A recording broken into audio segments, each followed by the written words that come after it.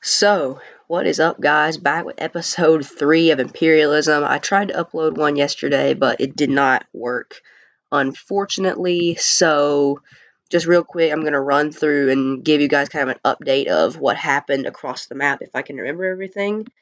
So starting off, San Francisco took UC Davis's land over here. We're going to work west to east. Wichita State took a huge chunk of land from Utah Valley. I didn't know that. And moving further east, St. Louis over here took a piece of land. So did Murray State. They took Western Kentucky.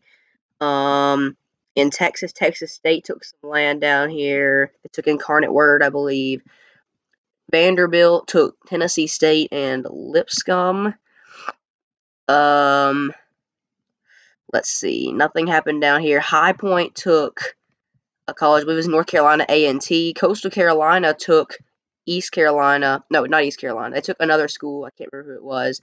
Then got taken over here by Winthrop. And there was some action up here in the Northeast. Oakland also took Central Michigan, getting a pretty big chunk of land. Central Connecticut State took Marist. St. John's took St. Peter's in here. And I believe this might be about all that I can think of right now. Oh, and VCU took Longwood. Delaware State took Maryland Eastern Shore. Let's go ahead and hop into today's segment of the video, and we'll spin it first. So Youngstown State is spun, and we'll go to the wheel to see what they will do. So Youngstown State is going to go south, the wheel said. That's going to put them up against Duquesne. And Duquesne beats Youngstown State. That's a pretty big win for them. So the Penguins are now off the map. And we'll move on. Utah Tech is spun next. And they're going to go north. And them going north is going to put them against a huge matchup against Wichita State here. And wow, Utah Tech actually beats Wichita State. And they're going to take a humongous chunk of land. They're going to be the biggest team in the entire United States. And the country's biggest powerhouse falls to a shocking victim in Utah Tech. And they control now the most land in the entire U.S. just looking at this. And, I mean, that's pretty impressive.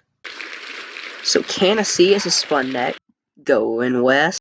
And actually, they can't go west. We're going to have to go back to the wheel to see who they will go up against, or where they will go southwest. They can do that, and it's going to be against St. Bonaventure. And Canisius is actually going to knock off St. Bonaventure.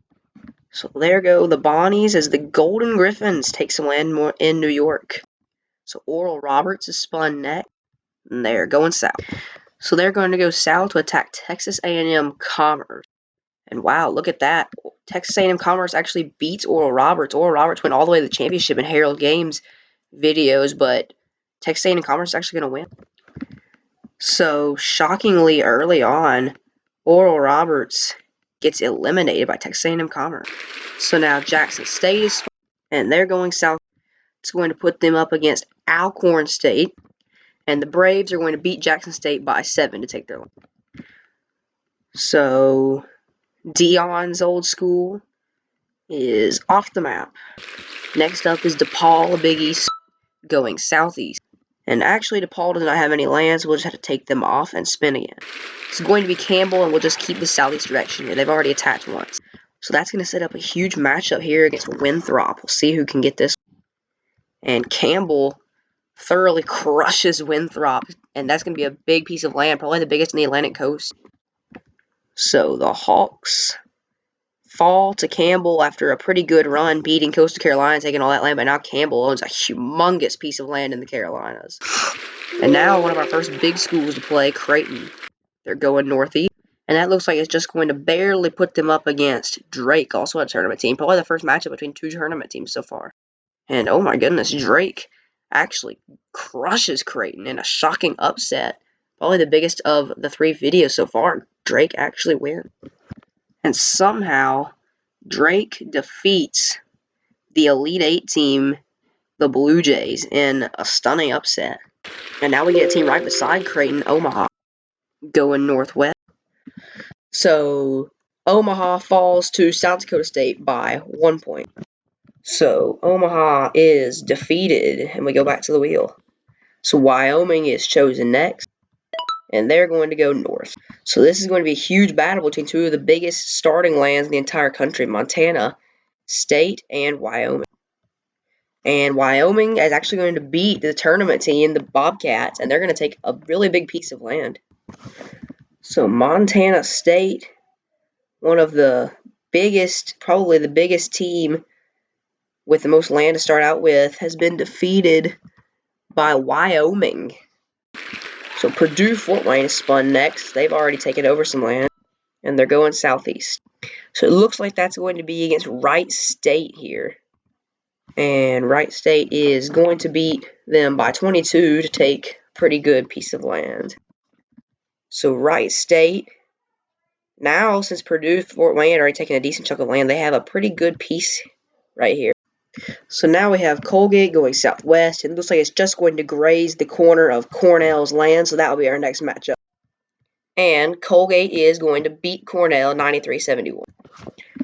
So Colgate knocks off Cornell, an Ivy League team, and they're also a tournament team, 15 seed, and they're moving on.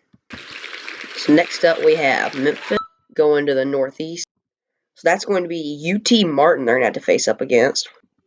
And that is going to be a pretty easy win for the Tide.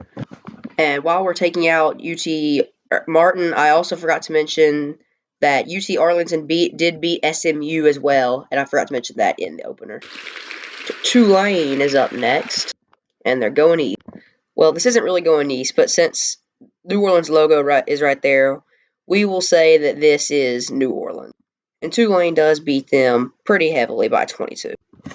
So we'll just erase New Orleans here. And they're gone. Now Cincinnati gets a chance to go east. So that's going to be Bordeaux's team. If you ever watched that, his channel, make sure to go subscribe.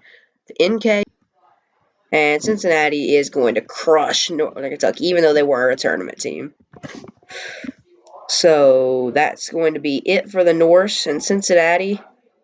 Decent piece of land there.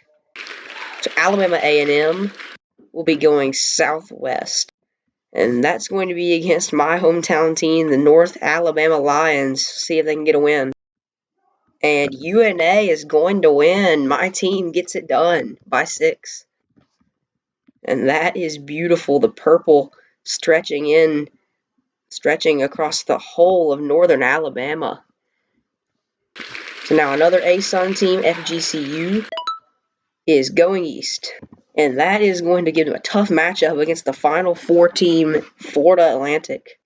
And wow, look at that. FGCU actually beats the Owls, shockingly. And not going to lie, I was kind of rooting for FAU, but they're going to be put out by FGCU pretty early on. And now it's Mount St. Mary's turn. They're going northeast. So Mount St. Mary's going northeast. Looks like that's going to be against Bucknell. And Mount St. Mary's is going to get the win despite being underdogs by 7. So there go the Bison.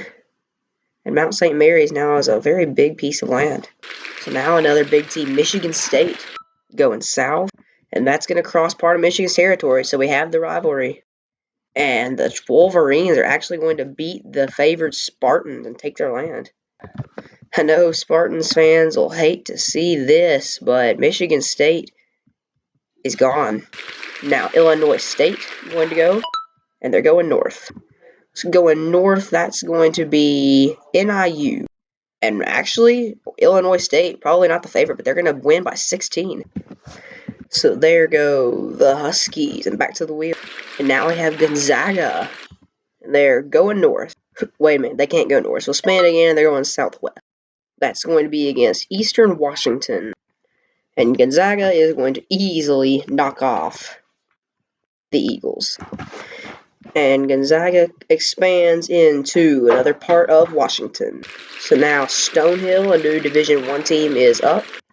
And I don't think that they can go east, so They're going to have to get a west direction, and they're going to go northwest. So that's going to be against Northeastern, very small piece of land.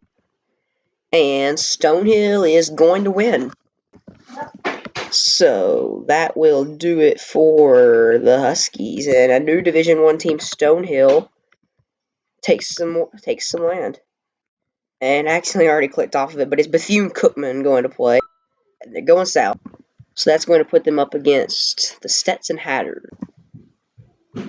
And Stetson is going to beat Bethune-Cookman by 15. So UC San Diego's up next. And actually, I don't think they have any land on the map. Let me check. And yeah, they don't. So we'll just have to spin again.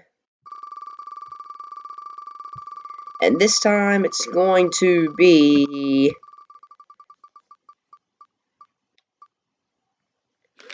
Notre Dame. They're going west of South Bend. And that's going to put them up against Valparaiso. And Notre Dame pretty easily knocks out Valparaiso by 19.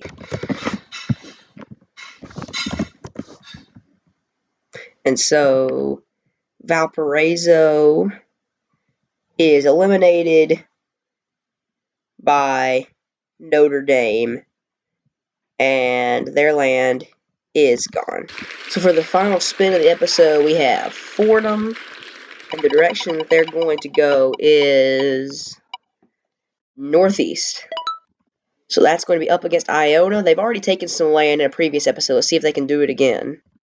And to end off the video, Fordham's actually going to beat the tournament team, the Gales, and they win 87-80. So that is it for the Gales. And Fordham, having a really tiny piece, now they have a little bit bigger. So this is how the map looks after episode 3. The most noticeable big teams that you can really tell in the map. Campbell over here, you can see has quite a bit of land.